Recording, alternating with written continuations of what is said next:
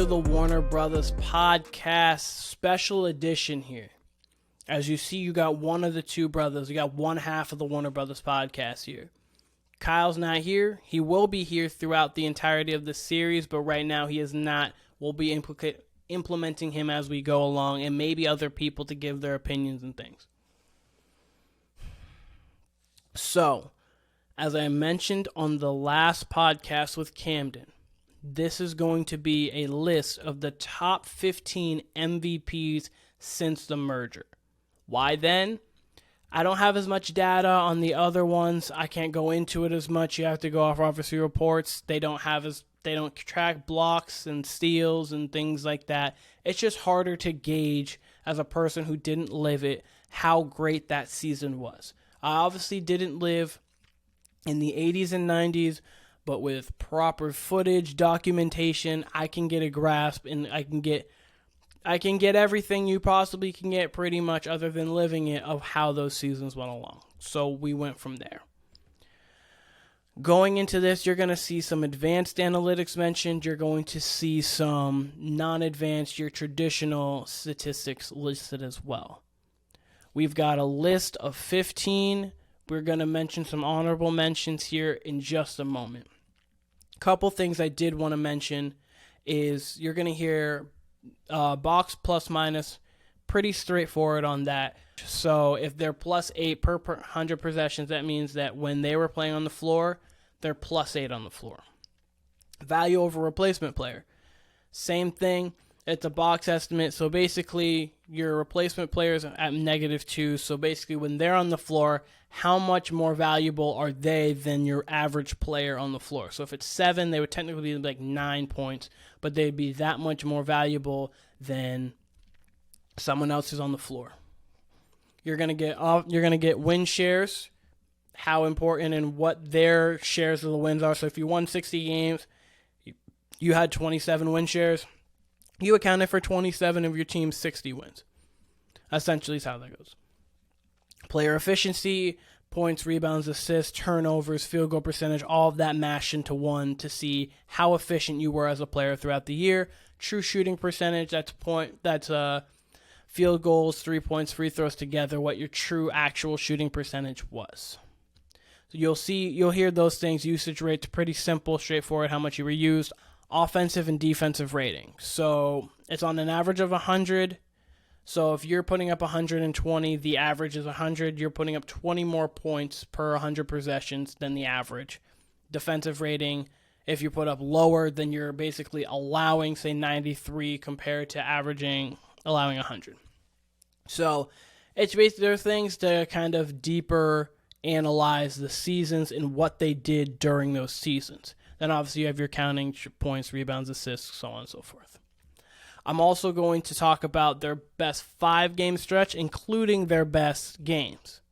Mention some season highs, mention some of the milestones they hit, maybe 30-point games, 40-point games, 50, 60, so on. Those kind of things there as well. I'm bringing all this stuff up because you really get to see the dominance and you get to see how good that player was throughout that time. Now into some of the honorable mentions. There's more. I'm only going to list 3. The first honorable mention in the first season that almost made the cut but didn't, Tim Duncan's 2001-2002 MVP campaign. Put up 25, 13, and 4, 51% from the floor. The Spurs went 58 and 24 that year. He had a 50-point game. He had a really good season, but he just didn't dominate that season the way some of these others did to the level of which they did. He was great. He was phenomenal, but after going through some of these numbers when it comes to player efficiency rating, when it comes to win shares, when it just offensive rating, defensive rating, things like that, where he can definitely challenge these people, he didn't get there. Another one of the honorable mentions is going to be Magic Johnson's 1988-1999 campaign. Put up 22, 8, and 13. It was amazing. He was great that year. Shot 90% from the line. He had led the league in field goal percentage. Second in assists only to John Stockton. Offensively, one of his best seasons ever. It probably was arguably his best, that or 1989-1990, the season after. He was a phenomenal that season. He just barely missed the cut of being on this list as well. Last but not least, this one's people are going to be more familiar with because it happened more recent. James Harden, 2017-2018, did not make the cut. It wasn't his best season. His best season was probably that season after this when he averaged 36. He came second in MVP a few times. They won 65 games that year. People were like, okay, he definitely deserves one. His teams got the success along with his numbers being 35-9. Player efficiency rating almost touching 30. Win shares almost touching 29. His usage rate was high as always. Defensive rating was a little above where or a little below where you'd want it to be, obviously, for a star. But we know Harden's not the most skilled defender, even though he's definitely played better defense over the coming years. This one was a really hard omission. I've bounced around with this plenty of times. I wanted to add him on. He definitely needs to be mentioned, but Harden did miss this list. Who didn't miss this list, though? At number 15, the 15th best season since the merger, David Robinson's 1994 and 1995 season.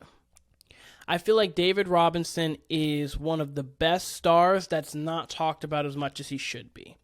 He was an amazing defensive player. He was an amazing offensive player. He was great for a lot of years. Won, I believe, 2 rings. I think one in San Antonio with Duncan there early on, and then he won one later on with him when he was not David Robinson any longer. But absolutely amazing, and this season was one of his best. Maybe not his best, but this is the one he got credited for sure. 62-20 as a team, averaging about 28, 11, 3, a steal and a half in 3 blocks, 53% from the floor, 77 from the free throw line. The 30% from 3 wasn't really important because he didn't shoot threes all that often at all. PER at 29.1. Win shares at 27.3. When he was on the court, he was very, very effective. True shooting percentage over 60%. Offensive rating at 120. During that year, the offensive rating was at 108.3. So he was 12 points above that offensive rating for that year. His box score plus minus 9.2, so he was about 9 points better than average. Value over replacement player 8.7, so he was about 10, almost 11 points better than their replacement player.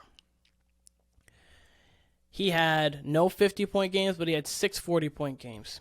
30 30-point games. He had 1 game with 20-plus rebounds in it. He had 11 games in which he reached anywhere between 15 and 19. His highs for the season: 43 points, 20 rebounds, 9 assists, 5 steals, 7 blocks, accordingly highs. He was 3rd in points, 4th in blocks, 13th in steals, 8th in rebounds. He won the MVP that year clearly. He was first team all defense. Why does that matter? 6.7 defensive win shares, which is the highest that season. He was the center.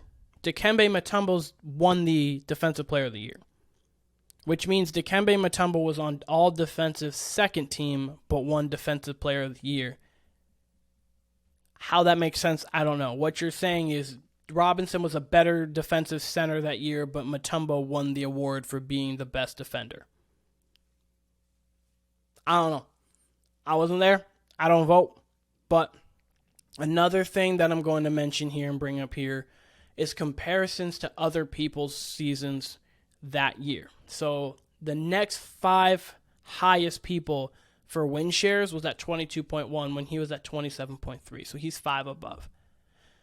PER-wise, 25.6 compared to his 29.1. So he's about 4, a little under 4, better than them. David Robinson's best stretch, he averaged 33, 13, 4, 2, and 3, shooting 60% from the floor, 72% from the line, 100% from three. He was 1 of 1. Again, his threes aren't something that matters. His best game, probably of that season, 42, 13, 5, 5, and 4, 15 of 25 from the floor, 12 of 17 from the line. Honorable mention game, 33 points, 20 rebounds, 6 assists, 2 steals, 6 blocks, 14 of 20 from the floor, and 5 of 10 from the line. This man was an absolutely amazing offensive player, maybe a better defensive player, definitely deserved that award that year. When you compare it to the other seasons, it's close. It really is. Harden season's close. Magic season's close. There's a couple Jordan or LeBron seasons that may have not made the list that are close. Moses Malone in 81-82. There's so many different seasons that really could be on this list because there's so many great seasons that people have every single year.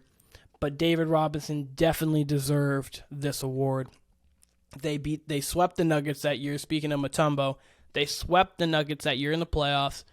Then they played the Lakers. They beat them in 5, and then they ended up losing to the Rockets in 6, who had just acquired Clyde Drexler. They go on to beat the Magic in the championship. Okay. That's 15. Now we move on to 14. 14, again, as I said with Harden, this is going to be a season that most of you now are familiar with who are going to be watching this because it just happened a few years back. Giannis Antetokounmpo's 2018-2019 campaign comes in at 14. Giannis that year, his team ended 60-22. He put up about 28, 12, and 6 with a steal and a block and a half a game, shooting 58% from the floor and 73% from the line. His win shares, 29.2, his PER at 30.9. His win shares from the league, 24.5 compared to Giannis at 29.2, so his is about 5 as well. His 30.9 PER is one of the better PERs for MVPs ever. The league was 27.9. By the league, I mean the next top 5, or 27.9. So it was about a 3-point difference, similar to what Robinson's was. That year, Giannis had 5 triple-doubles. He was all first team, all defense as well. 3rd in points, 6th in rebounds, 11th in blocks, 11th in field goal percentage.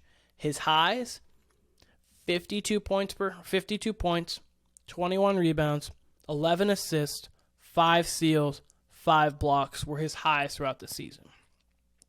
With Giannis, this matters a little bit more compared to other people because when you're going through most of these players, 36 minutes a game, they're going to be playing more than that. Giannis, interestingly enough, doesn't play all those minutes. Budenholzer sits him a lot. I don't know why. Sometimes he definitely can play more, but he doesn't. Fine, whatever.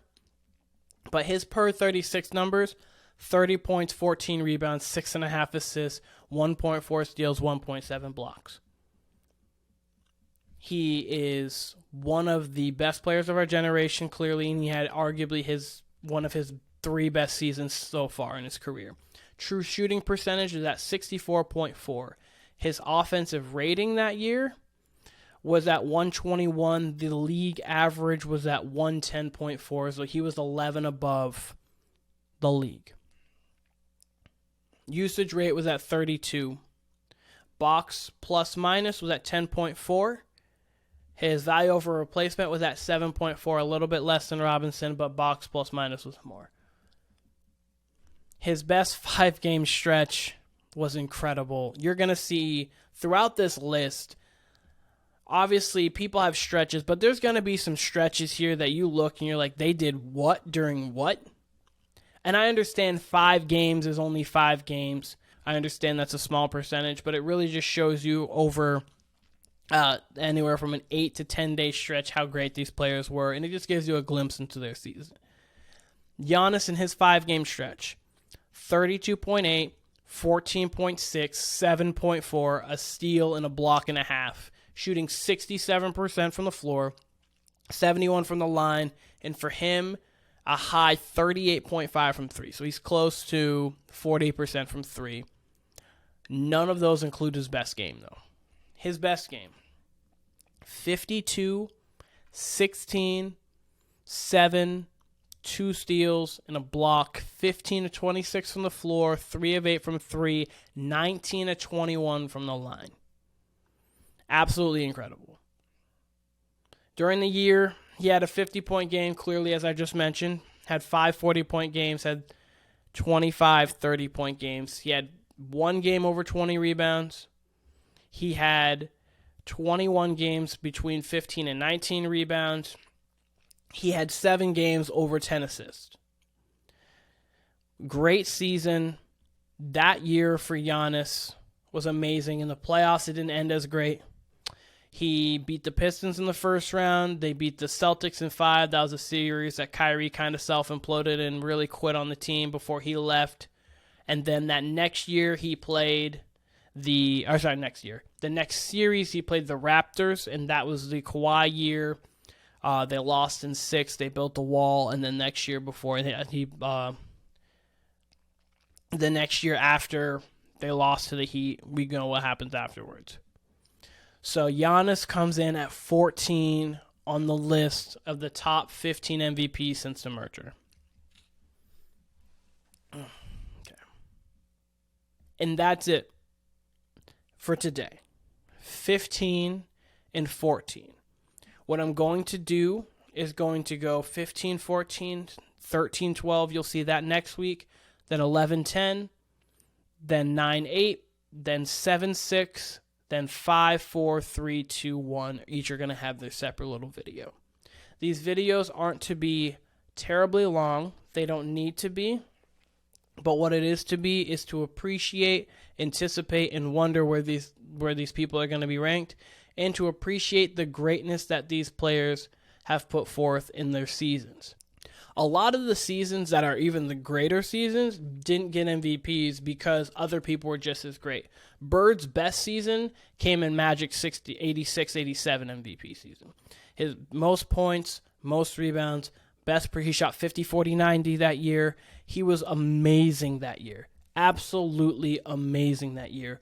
But he didn't win MVP. Magic also had a great year. That 86-87 Lakers team was one of the best ever. Seasons like, as I mentioned before, Harden's 36-point season. This Giannis season was a little bit more deserving of MVP than that Harden season, even though Harden was amazing. I might have to put together, after this is done, I know there's some other things that I want to do too, but I might have to put together a top 15 non-MVP seasons. I don't know, that will be even harder than the MVP seasons because there's going to be so much more to choose from. But that's how it's going to be. It's going to be broken down into 10 weeks, so about midway through the finals, roughly. About early midway through the finals, this is going to be the last, you'll see the last episode with the last person on it. Go like, go subscribe, comment. I want to hear your guys' thoughts. Wait, how did he get left off? Where is he? I want to know what you guys think for sure. Warner Brothas Podcast is going to be going on every week. This isn't going to deter from that at all. We're going to be talking bunches and bunches of basketball, bringing on different guests here soon.